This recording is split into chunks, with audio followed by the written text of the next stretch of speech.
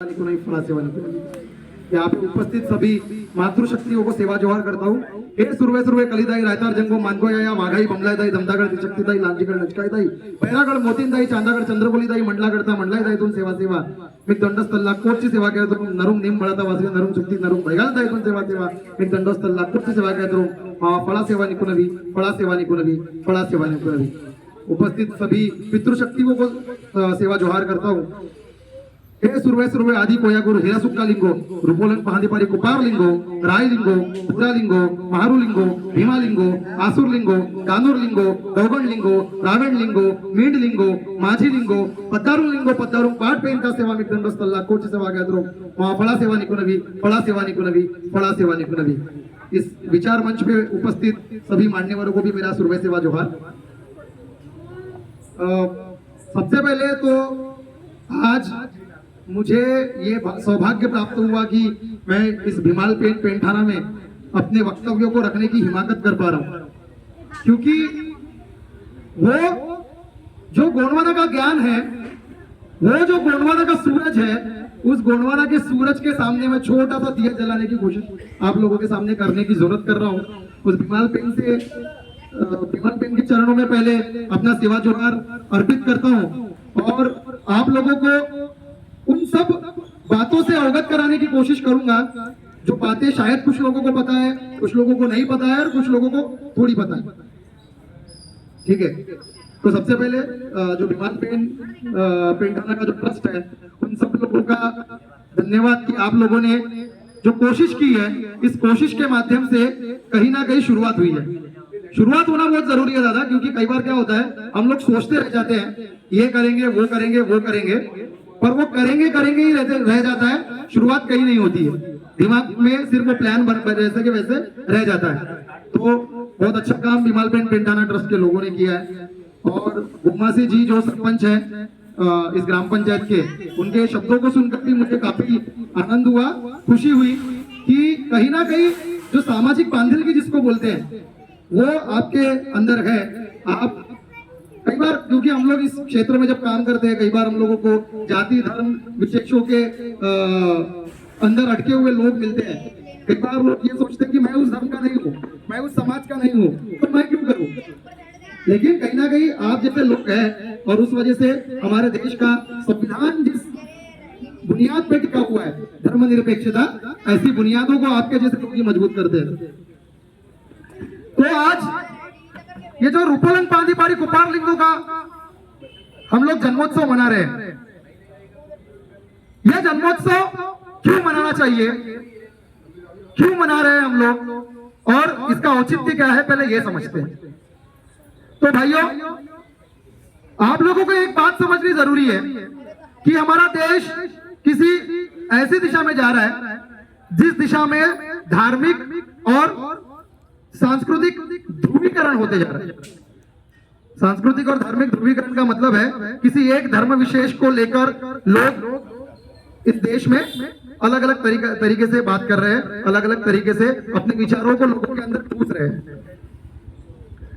मैं आप लोगों को ये बात इसलिए बताना चाहता हूं क्योंकि हमारे ही कई ऐसे लोग जो बड़े पदों पर हैं, ऐसे लोग जो इतने बड़े पद पर है जिस पद पर जाने के लिए हम लोगों को 70-75 साल लग गए।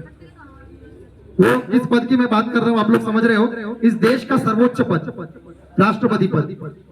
बावजूद इसके इस देश में एक पर्टिकुलर कौम है, ट्राइबल्स, उन लोगों की जो आज दशा है, उस दशा को अगर आप देखेंगे और एक तरफ में आज हमारी दशा और दूसरी तरफ इस देश के सर्वोच्च पद पर विराजमान हमारे ही कौम का एक व्यक्ति जो इस देश में राष्ट्रपति के पद पर विराजमान है। देखिए विरोधाभास, किस तरीके का विरोधाभास है, किस तरीके की एक बहुत बड़ी हम लोग बोलेंगे कि खाई इन दो चीजों में। देखो, एक व्यक्ति सर्वोच्च पद पर है और वही हमारा जो एक व्यक्ति है, हमारे समाज का अंतिम छोर का व्यक्ति, वो आज कहीं ना कहीं, मेरे क्षेत्र की बात करें तो टाइगर के अटैक में मारा जा रहा है, मेरे क्षेत्र की बात करें तो आप छत्तीसगढ़ जैसे क्षेत्रों की बात करेंगे तो नक्सलवाद के नाम पे मारा जा रहा है। आप बाकी जगहों पे बात करेंगे तो भूख से मारा जा रहा है, क्योंकि हमारे लोगों को भीख मांगना नहीं आता है, भूख से मरना पसंद करते हैं। हमारे लोग खून बेचकर अपना परिवार चलाने के लिए मजबूर हो रहे हैं, और हमारे देश में एक व्यक्ति सर्वोच्च पद पर है जो हमारे ही कौम का है। इसी को बोलते हैं विरोधाभास। सबसे पावरफुल पोस्ट पर रहने के बावजूद दादा ने मामा जी ने थोड़ी देर पहले बोला था कि नहीं, दादा ने बोला था, श्रीराम दादा ने, कि सरपंच का पद गांव में जैसे मुखिया का होता है वैसे देश में राष्ट्रपति का पद मुखिया का होता है। और वो मुखिया उसकी कौम के लोगों को न्याय दिलाने में कहीं ना कहीं कम पड़ रहा है। क्यों? इसको ढूंढना पड़ेगा, इस सवाल के जवाब को ढूंढना पड़ेगा। वो ढूंढिए आप, वो आपके लिए छोड़ रहा हूं। और यह करने की जरूरत क्यों है वो भी बताने की कोशिश कर रहा हूं। और वो करने की जरूरत इसलिए है क्योंकि भाइयों और बहनों, आप लोगों को यह चीज समझना जरूरी है कि हम ये क्यों कर रहे हैं। संविधान की कलम 340, 341 और 342, ये 3 कलम है। मैं बार बार इस पर प्रेस करता हूं, मेरे वक्तव्यों में मैं बार बार इस पर बात करता हूं। उसका कारण है क्योंकि हमको हमारा अधिकार नहीं पता। हम लोग बार बार बोलते हैं। मैंने डोंगरगढ़ में मुझे बुलाया गया था सर्व आदिवासी समाज की तरफ से, एक बहुत बड़ा जिले के लेवल का एक कार्यक्रम हुआ था, और मुझे वो सौभाग्य प्राप्त हुआ था कि मैं भीमाल पेंट थाना जिससे जुड़ा हुआ है, वो बमलेश्वरी बमलाईदाई पेंट थाने में मुझे बोलने का समय प्राप्त हुआ, बोलने के लिए सौभाग्य प्राप्त हुआ। वहां पर सेम बात मैंने बोला था, वही आपके सामने बोलता हूँ। हम लोग बार बार सुनते हैं व्हाट्सएप पे, फेसबुक पे, हमारे बड़े बड़े नेता बोलते हैं, मैं भी बोल रहा हूं, ठीक है, क्या आदिवासी इस देश का मालिक है ना? कैसे? क्या प्रूफ है भाई? क्या प्रूफ है? बोल तो रहे, फिर बिना प्रूफ के हम लोग कैसी बातें करते हैं भाई? वो तुम्हारे बोल देने से हो जाएगा क्या? मैं अगर बोलूंगा कि मैं ये ग्राम पंचायत के अंतर्गत कोई एक घर होगा, उस घर का मैं मालिक हूं, हो जाऊंगा मालिक? हो जाऊंगा क्या? नहीं। फिर मुझे उस पर्टिकुलर जगह का मालिक साबित करने के लिए, अपने आप को उस जगह का मालिक साबित करने के लिए मुझे दस्तावेज दिखाने पड़ेंगे, कागज दिखाने पड़ेंगे। कोई तो कागज होगा जो कागज ये प्रूफ करेगा कि मैं वहां का मालिक हूं। फिर आप तो बहुत बड़े बड़े भाषणों में बड़ी बड़ी बातें कर रहे हैं, बराबर ना?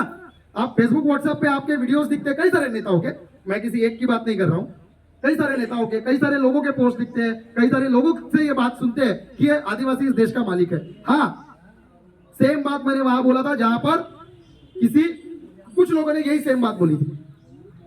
तो भाई मेरे पास है, प्रूफ है मेरे पास कि हम इस देश के मालिक हैं। आप जानना चाहेंगे क्या? आप समझना चाहेंगे क्या? आपकी मनस्थिति है क्या? आप सुनने के लिए तैयार है क्या? पहले ये देखना पड़ेगा, क्योंकि मैं बकवास करके जाऊंगा तो कोई फायदा नहीं है। क्योंकि जो मैं बता के जा रहा हूं वो आप अपनी आने वाली पीढ़ी को अगर बता पाए तो फायदा है, नहीं तो यही सुन के यही खत्म कर दोगे तो कोई फायदा नहीं। गलत बोल रहा हूं? गलत बोल रहा हूं? मैं भाषण नहीं दे रहा हूं, मैं बात कर रहा हूं आप लोगों से, ठीक है? मैं भाषण नहीं देता, मैं बातें करता हूं। गलत बोल रहा हूं मैं अभी जो बोल रहा हूं? अगर आप अपनी आने वाली पीढ़ियों को ये बात नहीं बता पाएंगे कि आप यहाँ के मालिक है, आपके दादा दादी ने अगर आपको गोंडी नहीं सिखाई होती तो आप गोंडी नहीं बोलते, और आप अपने आने वाली जनरेशन को गोंडी नहीं सिखाएंगे तो वो गोंडी नहीं सीखेंगे। माकुन गोंडी वानता बाड़ी का मावर अव्वा बाबू माकुन गोंडी सीखेगी तो परिमेट। हाँ, अच्छी बात है कि ज्यादा से ज्यादा लोगों को आती है, पर ज्यादा से ज्यादा लोगों को क्यों, सभी लोगों को क्यों नहीं? ये भी सवाल बनता है। हम हमारी संस्कृति को पीछे डाल रहे हैं, इसलिए ये ऐसे कार्यक्रमों की जरूरत है। तो मैं जो बात कर रहा था, संविधान की कलम 340, 341 और 342 क्या है? संविधान की कलम 340 भाष्य करती है ओबीसी के आरक्षण पर, अदर बैकवर्ड क्लास के आरक्षण पर, जो कि इकोनॉमिकल बैकवर्डनेस के आधार पर है, आर्थिक पिछड़ेपन के आधार पर। उनको जो आरक्षण मिला है वो आर्थिक पिछड़ेपन के आधार पर। फिर आती है संविधान की कलम 341 जो बात भाष्य करती है शेड्यूल कास्ट के आरक्षण पर। शेड्यूल कास्ट अनुसूचित जाति हमारे दलित भाई, उनके आरक्षण पर क्या भाष्य करती है भाई? उनको आरक्षण मिला है अनटचेबिलिटी के आधार पर, अस्पृश्यता के आधार पर। उनके साथ में पिछले कई सालों में, कई सौ सालों में, कई हजार सालों में जो भी घटनाएं, जिस भी प्रकार की का अन्याय अत्याचार उन पर हुआ है, उस आधार पर उनको आरक्षण मिला है। तुमको आरक्षण किस आधार पर पता है? अगर पता नहीं है तो कैसे बताएंगे आने वाली हमारी जनरेशन को? बराबर है? तो सुन लो, तुमको आरक्षण मिला है सांस्कृतिक और भौगोलिक विशिष्टता के आधार पर, जिसको कल्चरल एंड जियोग्राफिकल आइसोलेशन बोलते हैं। संविधान में 342वें आर्टिकल में लिखा हुआ है। मैं ये बातें आपको इसलिए भी बता पा रहा हूं क्योंकि इंट्रोडक्शन में ये बात नहीं आई, मैं एडवोकेट भी हूं। ठीक? तो संविधान की कलम 342 भाष्य करती है हमारे शेड्यूल्ड ट्राइब्स के, अनुसूचित जनजाति के आरक्षण पर, और वो बोलता है कि ट्राइबल्स को आरक्षण मिलेगा, ट्राइबल्स को आरक्षण मिलेगा सांस्कृतिक और भौगोलिक विशिष्टता के आधार पर। क्या है सांस्कृतिक और भौगोलिक विशिष्टता? क्या था एरिया रिस्ट्रिक्शन, जिसके लिए नारायण सिंह उइके जैसे लोगों को लड़ना पड़ा, जो 1971 में 70 में हटा? क्या है वो? क्यों गढ़चिरौली में रहने वाले व्यक्ति को आरक्षण मिल पाता था और नागपुर में रहने वाले को नहीं? क्यों गढ़चिरौली में रहने वाला पेंदाम ट्राइबल था और यहां नागपुर में रहने वाला पेंदाम ट्राइबल नहीं था? यह समझना पड़ेगा। ठीक है, उस पर बात नहीं करते, पर जिस विषय पे मैंने चर्चा छेड़ी है उस विषय पर बात करते। कल्चरल और जियोग्राफिकल आइसोलेशन में जियोग्राफिकल आइसोलेशन हट चुका है, बचा है कल्चरल आइसोलेशन। क्या है कल्चरल आइसोलेशन? कल्चरल आइसोलेशन मतलब सांस्कृतिक विशिष्टता का मतलब आपकी संस्कृति है, आपका धर्म नहीं है। आपकी संस्कृति है जो बाकी लोगों से बिल्कुल अलग है। कैसे? कैसे अलग है? तो ऐसे अलग है, तो कैसे अलग है? अलग ऐसे है, मैं पेंदाम, मेरे 6 देव है, मेरे 6 देव के नाम है अहे उदालपेन, महे उदालपेन, अमय उदालपेन, कोइंदे उदालपेन, टिपाई उदालपेन और धंधे गुजर उदालपेन। ये मेरे 6 देव है। मेरी वंशे पीढ़ी दाई चंद्रकोली दाई है, मेरा प्रथम बानाधारी मुठवा मानको सुंगाल है। मेरा टोटेम जो है वो क्या है? मेरा टोटेम पेन्नाम दा पेन दा मड़ा, मतलब येन का पेड़। घोरपड़ जो जानवर है, घोरपड़, वो मेरा टोटेम है। जो टिटवी पक्षी है वो मेरा टोटेम है। भाई ये क्या है? ये टोटेम किस चिड़िया का नाम है? पहली बार पता चल रहा होगा कुछ लोगों को, पहली बार पता चल रहा होगा। बराबर? कुछ लोगों को पहले से पता है। मैंने बोला तो थोड़ा देर पहले कि कुछ लोगों को थोड़ा पता है, कुछ लोगों को पूरा पता है, कुछ लोगों को कुछ भी नहीं पता। तो मैं जो बोल रहा हूं वो आधा पता और कुछ नहीं पता वालों के लिए, ठीक है? और जिनको सब कुछ पता है उन लोगों के लिए बहुत सारी चीजें साइंटिफिक डालने वाला हूं मैं। तो दादा आप लोग मुझे उतना समय दे, ठीक है? अगर आप सब लोग सुनने के लिए तैयार है तो ठीक है ना, नहीं तो क्या है, नड़ी पुंकली सोनारे इकडून तिकडे गेले वारे, ठीक है? ये नहीं होना चाहिए। तो जो मैं बताने की कोशिश कर रहा हूं, टोटेम व्यवस्था क्या है? टोटेम व्यवस्था आज जिनका जन्मदिन, जन्मोत्सव हम लोग मना रहे हैं, उस रूपोलंग, पहांदी, पारी, कुपार, लिंगो, इतना बड़ा नाम, इतना बड़ा नाम। रूपोलंग, पहांदी, पारी, कुपार, लिंगो। रूपोलंग मतलब बहुत रूपवान थे, सुंदर थे दिखने में। फांदी, एक्चुअली पहांदी शब्द जो है वो फांदी शब्द है, ठीक है? फांदी, जिन्होंने सेमल वृक्ष के फांदियों की व्यवस्था को देखकर, डालियों की रचनाओं को देखकर हमारे लोगों को व्यवस्था दी, पारी व्यवस्था दी। रूपोलंग, पहांदी, पारी व्यवस्था दी। नाव पारी पेंदाम, बोरे उइके, बोरे मसराम, बोरे टेकाम, बोरे घोड़ाम, ये पारी व्यवस्था जिन्होंने दी वो रूपोलंग, फांदी, पारी। कुपार, जो बड़ा कुपार बांधते थे, ऐसे कुपार। और लिंगो, लिंगो का मतलब है ज्ञान देने वाला, लेंग्स ये जिसको बोलते हैं लिंगो, ज्ञान देने वाला। ऐसे 18 लिंगों हुए। ज्ञान देने वाला लेंस ये, इन्होंने हमको ज्ञान दिया। हमारे प्रथम मुठुआओं में है क्या टोटेम व्यवस्था है? टोटेम व्यवस्था का मतलब है जो मुंजोक थ्योरी से जुड़ा हुआ है। मुंजोक थ्योरी का है मूंद जोक, मूंद जोक मतलब 3 को नहीं मारना है। मूंद क्या? यस, मूंद, मूंद जोक। मूंद मतलब 3, जोक माँ, मनी नहीं मारना है, मनी जोक माँ। 3 को नहीं मारना है। कौन से 3 को नहीं मारना है? मेरे घर के आजू बाजू और पीछे ऐसे रहने वाले 3 लोगों को नहीं मारना है, नहीं। मुंजोक थ्योरी का मतलब है वो 3 चीजें जो पहाड़ी व्यवस्था में आपको आपके सरनेम के हिसाब से दी गई है। पेंदाम था पेंदा मड़ा, मैंने बताया था। टेकाम था टेका मड़ा, मसराम था मसरा मड़ा, मरकाम था मरका मड़ा, इड़पाचे था इरुक, है ना। उइकाल, उइकाल मतलब जो शेर से संबंधित है। वरकड़ा, वरकड़ा मतलब जंगली बिल्ली। ये सब तुम्हारी टोटम व्यवस्था है। इनको तुमको बचा के रखना है, और बचाते हुए सिर्फ मुझे एक ही व्यक्ति दिखता है और जो सबको पता है वो है कुमरे, येटी कुमराल। वही बेचारा बचाते हुए दिखता है, बाकी सब वाचट है ना। बकरी पकड़ा पकड़ा खाता ना। हाँ, नहीं खाता, ठीक है। चूंगा भी नहीं उसको। हाँ, सीधा भी नहीं है, बराबर। टमाटर भी खाते हैं। अरे मोरे मैं तो येटी कुमराल की बात कर रहा हूँ। येटी कुमराल, मोरे मदरबाग कुमराल। ठीक है, तो येटी कुमराल, येटी कुमराल जो है वो कुमराल जो कि उसको एक्चुअली हर्रे कुमरे बोलते हैं, ठीक है। तो ये जो कुमरे है, ये कुमरे का टोटम व्यवस्था उनको किसने दिया? उनको पारिकोपार लिंगों ने दिया। मुंजोक थ्योरी में ये जो थ्योरी है, ये सबसे बड़ी थ्योरी है इस संसार की प्रकृति रक्षावाद के सिद्धांत से जुड़ी हुई। प्रकृति को बचा के रखना है। आज हम लोग देखते हैं यूनाइटेड नेशन ऑर्गेनाइजेशन, संयुक्त राष्ट्र संघ काम कर रहा है किस पर? प्रकृति को बचाना है, पर्यावरण को बचाना है, ग्लोबल वार्मिंग से बचना है। ये जो कहानी है, ये कहानी कहां से आई? कहां से आई ये कहानी? तो ये कहानी आज इसलिए आई क्योंकि भाई हम लोग क्या कर रहे हैं,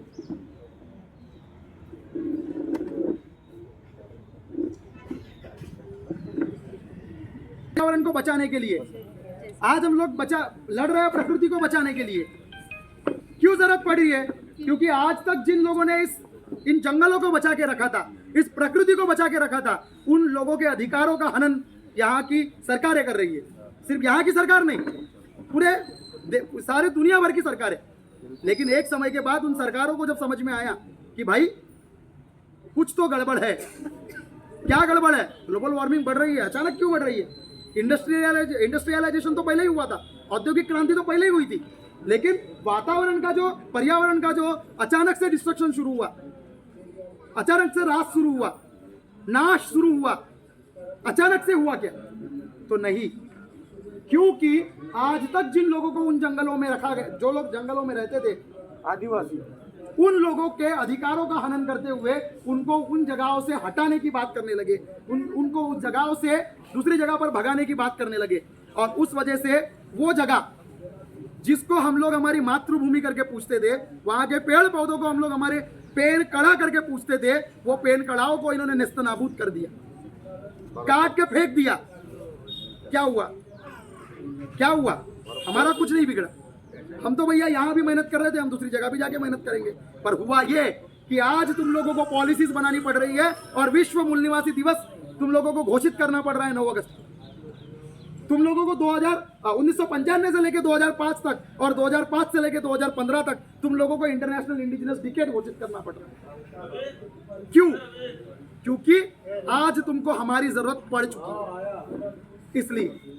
इसलिए मैंने आप लोगों को बोला है, संस्कृति को समझना बहुत जरूरी है। जो टोटेम व्यवस्था की मैं बात कर रहा हूं, वो टोटेम व्यवस्था क्या भारत में रहने वाले मसराम, भारत में रहने वाले गेडाम, भारत में रहने वाले टेकाम, भारत में रहने वाले पेंदाम, भारत में रहने वाले घोड़ाम, भारत में रहने वाले बाकी सब गोंडियन लोग जो है, बस इन्हीं लोगों की है क्या? इन्हीं लोगों में टोटल व्यवस्था है? तो जब हम लोग रिसर्च करते हैं, जो थोड़ी देर पहले मामा जी ने मेरा परिचय करते हुए बताया कि मैंने G20, मैंने मेक्सिको में गया था, लेकिन मैं मेक्सिको क्यों गया था यह भी बताना चाहता हूं। 2012 में G20 की कॉन्फ्रेंस हुई थी मेक्सिको में। G20 जिसका बहुत ज्यादा बड़ा प्रचार प्रसार हमारे माननीय प्रधानमंत्री मोदी जी ने पिछली बार किया था। वो G20 की कॉन्फ्रेंस उस समय में माननीय मनमोहन सिंह जी प्रधानमंत्री थे, उनके समय में मेक्सिको में हुई थी 2012 में। और उसके लिए एक यूथ का डेलीगेशन भेजा गया था। पूरे भारत भर से 6, 7, 8 लोगों को सिलेक्ट किया गया। वो जो 8 लोग हैं उनमें से एक मैं था। पूरे भारत भर में से जो 8 लोग सिलेक्ट हुए थे उसमें से एक मैं था। क्या करने गए थे हम लोग? हम लोग गए थे अपने देश की पॉलिसी को उन लोगों के सामने रखने के लिए रखी।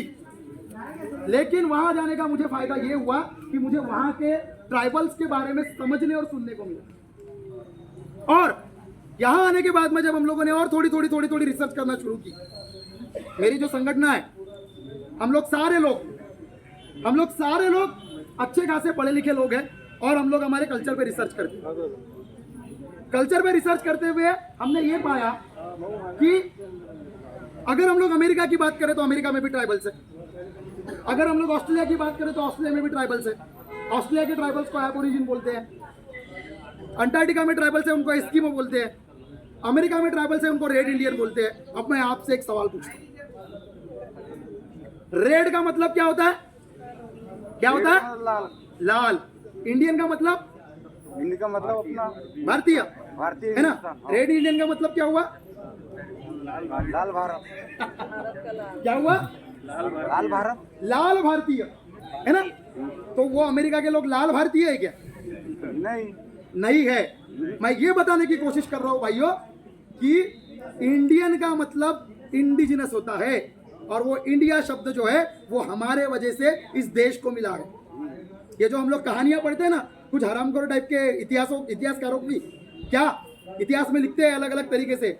हाँ, ये है, या राजानं हा किल्ला जिंकला, त्या राजानं तो किल्ला जिंकला. हो जिंकला. बनवला कोण होता भाऊ? तो कोण लिहिलं? कोण बनवला होता? ते लिहिलं पाहिजे ना. क्यों हमारे देश के कई सारे किलों पर, कई सारे पुराने पेंठानाओं पर गोंडवाना का राज चिन्ह मिलता है? क्यों? ये समझना पड़ेगा, खोजना पड़ेगा और ऐसा खोजने वाला दल बनाना पड़ेगा। लेकिन हो क्या रहा है आज की शिक्षा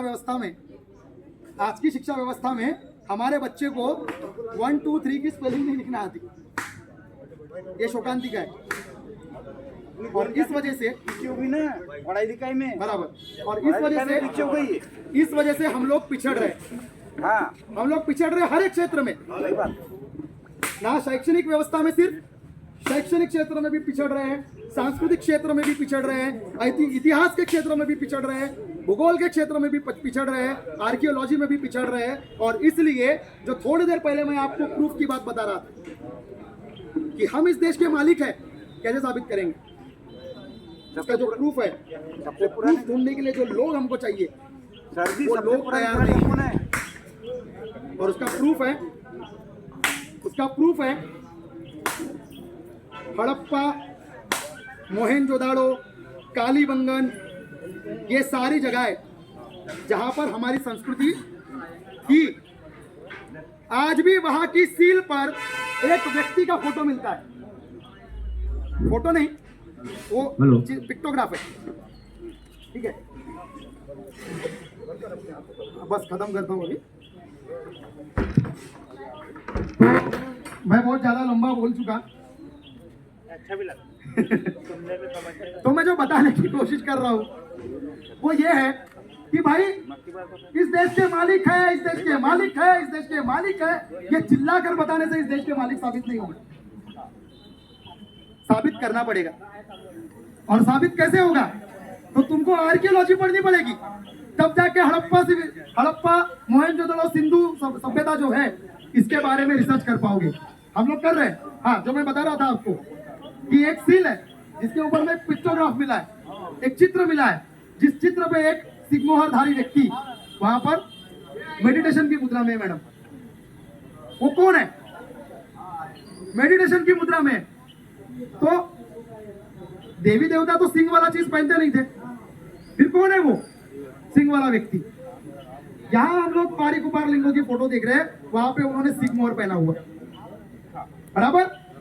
वो सिग्मोहर जो हम लोग कई हजारों सालों से पहनते आए, हजारों सालों से, वो सिग्मोहर आज भी हमारे लोगों की सभ्यता में, आज भी हमारे लोगों की संस्कृति में आपको माड़िया ट्राइब्स के लोगों में और भी दुनिया भर के अलग अलग देशों के लोगों में आपको ये सिग्मोहर पहने हुए लोग दिखेंगे। चाहे फिर वो अमेरिका के रेड इंडियंस हो, चाहे वो एबोरिजिन्स हो, चाहे वो एस्किमोस हो या कोई और। तो मुझे लगता है मुझे रुकना चाहिए।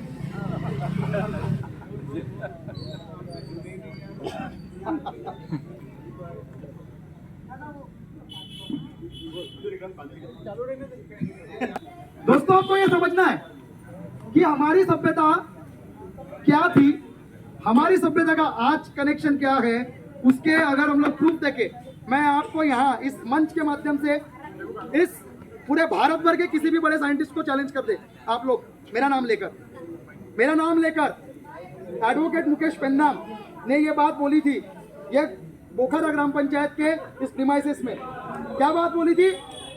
ये बात बोली थी कि हमारी संस्कृति पूरी साइंस पर आधारित है, हमारी संस्कृति पूरी साइंस पर आधारित है। ये प्रूफ करके दिखाऊंगा, अगर नहीं प्रूफ करके दिखा पाया तो मैं संन्यास ले लूंगा,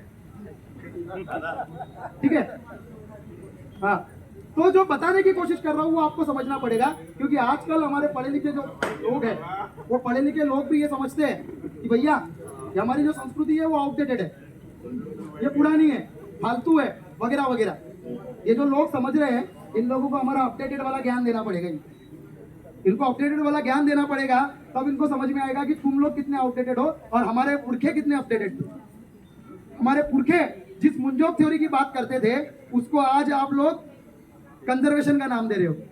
हमारे पुरखे जिस अलग अलग व्यवस्थाओं में बात कर रहे थे, उसको आप लोग अलग अलग थ्योरीज से लोगों के सामने परोस रहे हो। हमारे पुरखे जो कोई पेन व्यवस्था को मानते थे, वो आप आज आप law of conservation of energy के नाम से लोगों को पढ़ा रहे हो। ये समझाना पड़ेगा, उसके पहले हमको खुद को समझना पड़ेगा। तो रुकू ना अभी, हाँ ठीक है। ऐसी है आज तक के हमारे जितने भी वीर शहीद हुए हैं, उन सभी शहीदों को मैंने ये कविता जो है वो समर्पित की है। तो कविता ऐसी है, उस दिन जो किया था तुमने दोहरा ना पाया आज तक कोई, उस दिन जो किया था तुमने दोहरा ना पाया आज तक कोई, तेरी वीर गति को सुनकर, तेरी वीर गति को सुनकर गोंडवाना की जनता रोई, तेरी वीर गति को सुनकर गोंडवाना की जनता रोई। तेरी वीरता का बखान पल पल ये इतिहास करेगा, तेरी वीरता का बखान पल पल ये इतिहास करेगा, जब जब होगा वीरों का स्मरण, जब जब होगा वीरों का स्मरण तुमको भी वो याद करेगा, जब जब होगा वीरों का स्मरण तुमको भी वो याद करेगा। शब्दों में भी ना वर्णित हो, शब्दों में भी ना वर्णित हो ऐसी तेरी वीर गाथा है, शब्दों में भी ना वर्णित हो ऐसी तेरी वीर गाथा है। और तेरी उस वीरता के आगे, तेरी उस वीरता के आगे यह सोडुम शीश झुकाता है, यह सोडुम शीश झुकाता है, यह सोडुम शीश झुकाता है। सुरुवे सेवा, सुरुवे गुणवना, सुरुवे पेचना सेवा। जय सेवा।